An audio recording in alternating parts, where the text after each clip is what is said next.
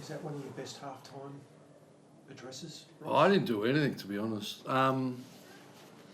You almost said that with a straight face. No, to be honest, like, the players were responsible for the first half and they were responsible for the second half. I mean, they're the facts, right?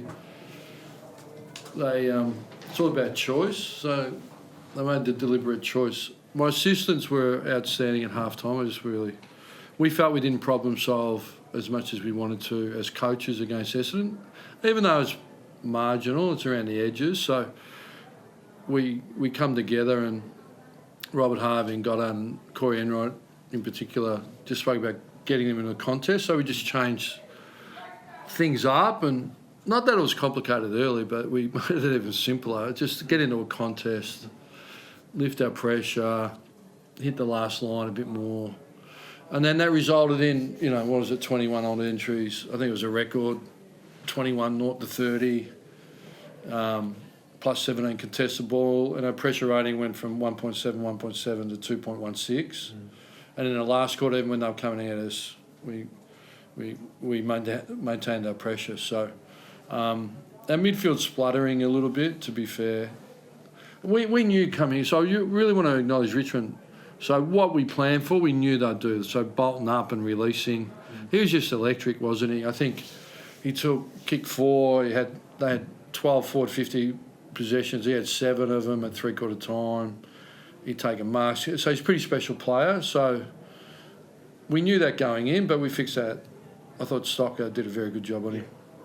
And Dusty was just, I said he's the best player in the last 10 years or whatever. You reckon we might pay him some attention? So we just closed him out a bit. And then their backs were great, which we knew. Rioli, Brad Hill went forward and just really got to work, occupied Rioli. And so, like Steele, I thought our leaders, Steele and Wilkie. So what we knew with Richmond, their strengths were their strengths, without sounding stupid. But we allowed them to execute that. And their profile's very similar year on year. They haven't changed a lot. Like, they'll find the mark, stay on the same plane and go to the contest and quickly, and you've got to honour that and match that. But we felt like they took 6 forward 50 marks in the first quarter and 4 for the rest of the game. Is that strategy? Is that our strategy changing? No, but I think it's application to task. So our application to task wasn't at the level, and then it was at the level. So we just said to the players, enjoy it, but try and understand where the choices were in the first half to the second. I think it's as simple as that. And to Richmond's credit, they fought right to the last second, which I warned, 4 warns, 4 arms. So I said, I've watched them. They're playing with spirit. Their leaders and their top 5 players are playing good footy. Don't fall for the narrative. Could have been Carlton easily, beat the Swans. I thought fought in their other stuff. So I knew, but sometimes maybe players fall into the narrative that they read. Who do you give credit for Dusty? Because he was electric early, just not quite. Yeah, 20 to half time. Yeah. Not quite having the impact in the second half that he did in the first. Yeah, he probably still got a bit. Yeah. I could dive in, but it was our team pressure and team responsibility. Whereas Stocker in particular, we just shuffled around how we were dealing with their 1 up and 2 up, and that got into a contest. But then we still had to win the ball and pressure, and our forwards.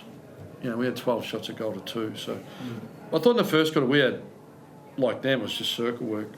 But we slaughtered our opportunities. We had 4 easy ones and they took theirs. So, unique ground, quality opposition for where we're at. We think we're in that mix. With everyone available, like they're almost a premiership midfield, to be fair. Pickett on the wing, McIntosh on the wing, Bolton.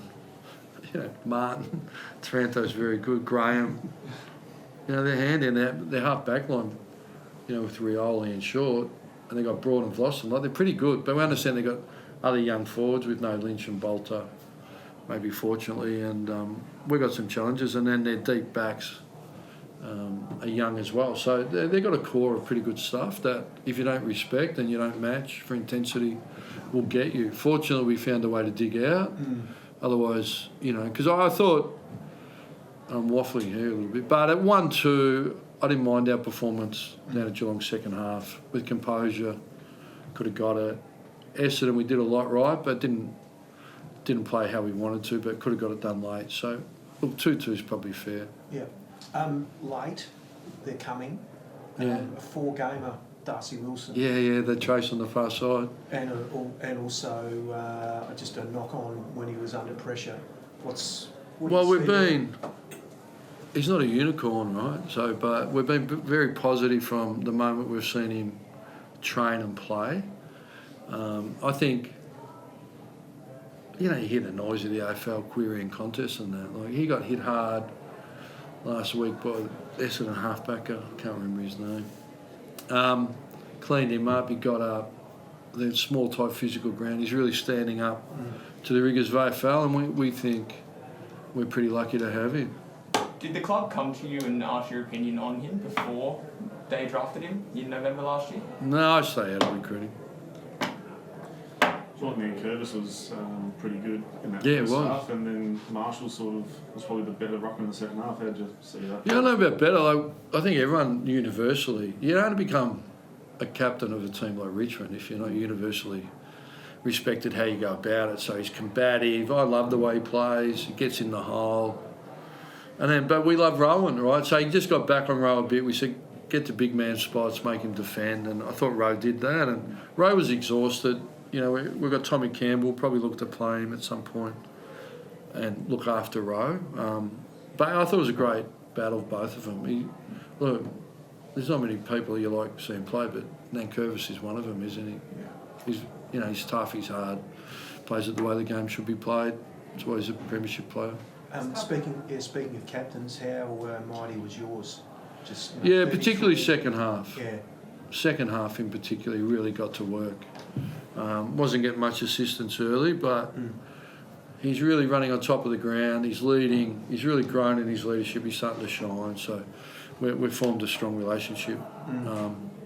But all of us aren't as good as our next moment, right? So our coaches, our players, which we learnt that, like quarter to quarter, moment to moment. It's a tough business. You're seeing that, and then it's your ability to take opportunities. And we're seeing the better teams just probably take their opportunities. Do you feel like he's one of the better? He's developed into one of the premier captains in the competition now. Well, he's very good. We love him. He's St Kilda captain, right? So I can't talk to the others. I mean, we know what's out there, but there's a lot goes with it. You want to create an environment. You've got to stand up and perform, but you want to create an environment where you allow everyone to be themselves and feel safe and safe to fail, but we demand excellence in learning. And that's trying to strike that balance. I think Steele is understanding how he's giving more and more to these young players. And maybe we didn't have a lot of young players, but now we have, and he's diving in there. So it's really pleasing. Your rooms at half-time, when things aren't going well and there's a massive transformation, is it noisy? Is there a lot of animation? I'll tell you what happened. We actually landed a UFO in and walked out 22 aliens and put on the St Kilda jumper 23 and went out and played. So we flipped the team. It's not. No, I was sharp at quarter time. It's about the coaching panel. So players go and do the thing, coaches come together. What are the three things? And you're banking on all the experience that I've got. We're getting the right stuff. So the KPIs and solution focus, give, and then is it the right ones? And if it is, can they apply? So fortunately, it got glued together okay, and we get a result. It doesn't always work like that. What do you make of the ground Norwood being very different from obviously the grounds we play in elsewhere? What do you make of the ground today? Yeah, it's long, 165 metres. I thought it was picturesque, loved it, beautiful, box was good. But yeah, it's very narrow, 110 metres, but there's always a price for bringing AFL people to the community and the town, and I think it's a small price to pay. We love the concept. Thanks, guys. Thank you. You're right, you go. No, just clean slate with injuries. That was all. Yeah, Hilly, look, yeah, really good. Thanks, guys. Thanks. Yes.